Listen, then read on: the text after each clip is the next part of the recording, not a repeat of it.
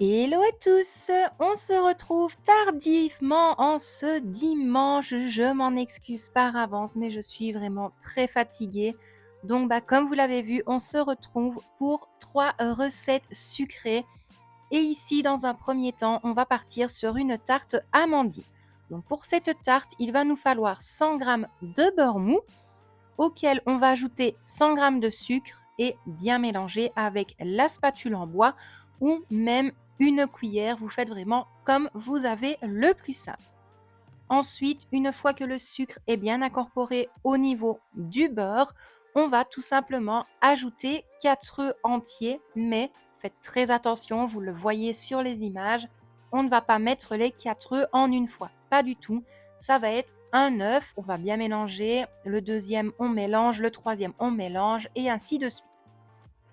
Après, je vous conseille quand même de prendre un fouet, ce sera beaucoup plus simple pour éviter d'avoir des grumeaux. Ensuite, à ce stade de la préparation, on va ajouter 200 g de poudre d'amande, en sachant que moi j'ai doublé les quantités. Donc ne vraiment pas se tracasser pour ça. S'il faut, je vous mettrai la recette en premier commentaire, donc vraiment la recette de base. On va continuer à bien tout mélanger. Et alors, vous allez le voir, moi j'aime énormément le goût de l'amande, donc je vais tout simplement rajouter un petit peu d'arôme d'amande amère au niveau de ma préparation. Je vais bien remélanger le tout et alors je vais pouvoir m'occuper de mes poires. Au niveau des poires, rien de bien compliqué, vous allez tout voir en image. Je vais les éplucher, enlever le tout petit trognon, on peut dire ça comme ça, et ensuite je vais les découper en petites lamelles. Pour cette tarte amandine, vous aurez également besoin d'une pâte sablée. Je ne vous le cache pas, cette fois-ci, je n'ai pas eu la patience de la faire moi-même, donc il m'en restait une au niveau de mon frigo. Je l'ai tout simplement utilisée. Donc au niveau de la pâte sablée, on la déroule, on pique bien le fond et on va ajouter notre crème d'amande. Voilà, pour moi c'est une crème d'amande. Donc on va l'ajouter au niveau de la pâte sablée. Et alors pour les poires, vous allez le voir, on va vraiment en mettre sur tout le dessus. En cercle, en ligne, vous faites comme vous en avez envie. Et alors il va falloir préchauffer le four à 180 degrés et ça partira en cuisson pendant 30 minutes.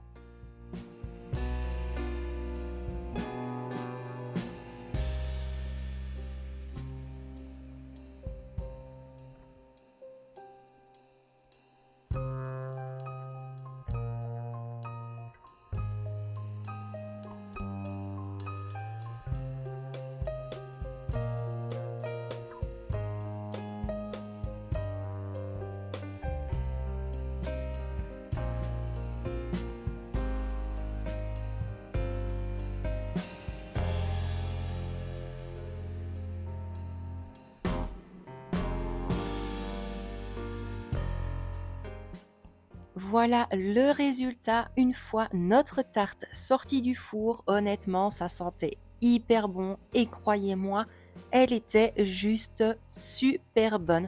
Vraiment pas trop sucrée. Maintenant, vous pouvez aussi diminuer le sucre sans problème. Et à mon habitude, je vous découpe une part pour que vous puissiez voir l'intérieur de cette magnifique tarte. On part sur la deuxième préparation. Donc là, c'est un gâteau chocolat mascarpone. On va commencer par faire fondre au bain-marie une tablette de chocolat entière. Une fois que le chocolat est bien fondu, nous allons ajouter 250 g de mascarpone.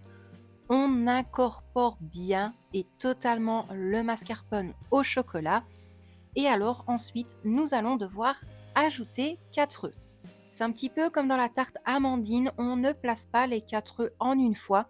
Il faut vraiment bien veiller à ce que les œufs soient bien incorporés un à la suite de l'autre. Donc on en place un, on l'incorpore correctement, on place le deuxième, voilà, et ainsi de suite. Une fois que les 4 œufs sont bien incorporés, on vient ajouter 50 g de sucre en poudre, on remélange un petit peu et alors pour terminer, on va ajouter 80 g de farine. On mélange bien le tout, on prend notre moule préféré, qu'il soit rond, qu'il soit carré, qu'il soit ovale, vous prenez celui que vous voulez, il n'y a aucune prise de tête au niveau des moules, parce que très souvent on me dit « mais Laetitia, je n'ai pas le même moule que toi ». No stress, je vous l'ai déjà dit. Donc moi, je pars toujours principalement sur mon moule à gâteau rectangle. En même temps, je vous avoue que je vais devoir investir quand même dans 2-3 moules à gâteau. Donc je l'ai recouvert de papier sulfurisé, je vais placer toute la préparation à l'intérieur et ça partira en cuisson dans un four préchauffé à 180 degrés pendant 30 minutes. Pour vérifier la cuisson, encore et toujours, on plante la lame d'un couteau. Si la lame ressort sèche, c'est que le gâteau est cuit. Et on ne change pas nos bonnes vieilles habitudes. Je vous montre le résultat directement lors de la sortie du four. Et je vous montre également l'intérieur du gâteau. Comment vous dire? Voilà, vous le voyez, d'accord, c'est un simple gâteau au chocolat. Mais de sentir en fait le goût chocolat mascarpone, c'était une dinguerie. Donc moi, gourmande que je suis, je me suis servi 2 parts avec un peu de chantilly et c'était juste super bon. Dernier gâteau pour cette vidéo, nous allons partir sur un brookie, mais un brookie à ma façon. Donc là, on va s'attaquer à la pâte à brownie. Donc pour ça, on va commencer par faire fondre 65 g de beurre avec 150 g de chocolat. Une fois que c'est bien fondu, on va ajouter 120 g de sucre. On va ajouter 2 œufs entiers. On va bien mélanger le tout. Et pour terminer, on va ajouter 90 g de farine. Je suis partie sur du chocolat au lait, tout simplement. Pourquoi? Parce que je n'ai pas voulu ouvrir une seconde tablette. J'en avais déjà une qui était entamée. Malheureusement, c'était du chocolat au lait.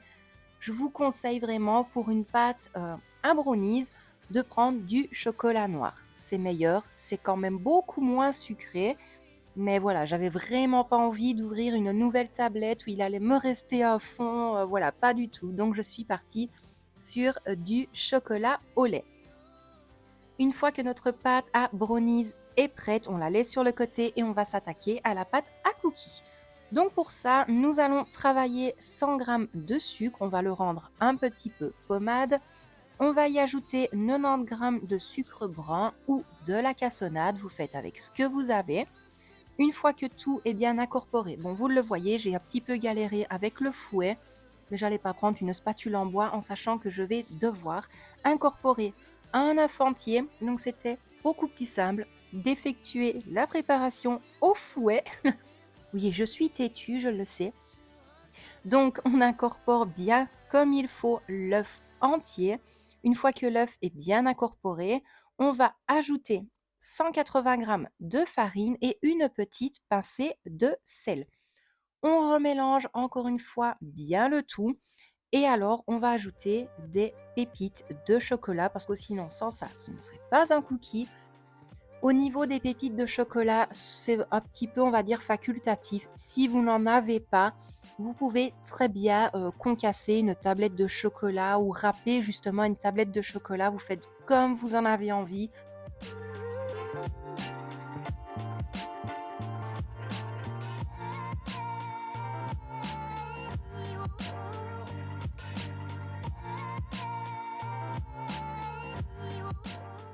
Donc voilà, je vais bien incorporer les pépites de chocolat. Une fois que c'est fait, je préchauffe mon four à 180 degrés. Encore et toujours. Donc c'était quand même hyper intéressant, je vais dire, comme ça j'ai pu suivre un gâteau, un autre et un autre à la suite sans aucun problème, sans changer de cuisson. Par contre, là, pour ce gâteau-là, normalement, il me fallait un moule carré, mais je n'en avais pas. Donc, je me suis dit, ben, tant pis. J'ai pris mon moule rond en silicone. J'ai mis mon spray de matière grasse à l'intérieur. On va commencer en premier par ajouter la pâte à brownie. On va bien la... Oh, 1, 2, 3. On va bien la placer dans le moule. Et alors, au niveau de la pâte à cookies, on va tout simplement venir déposer des petits pâtés de pâte, en fait. Il n'y a rien de bien compliqué. Ne surtout pas appuyer dessus. Il ne faut pas que la pâte retombe dans le moule. Pas du tout. Donc, voilà ce que ça donne. Ça part en cuisson pendant 40 minutes. Voilà le résultat une fois sorti du four. Ça sentait hyper bon et comme toujours, je vous coupe un morceau pour que vous puissiez voir l'intérieur.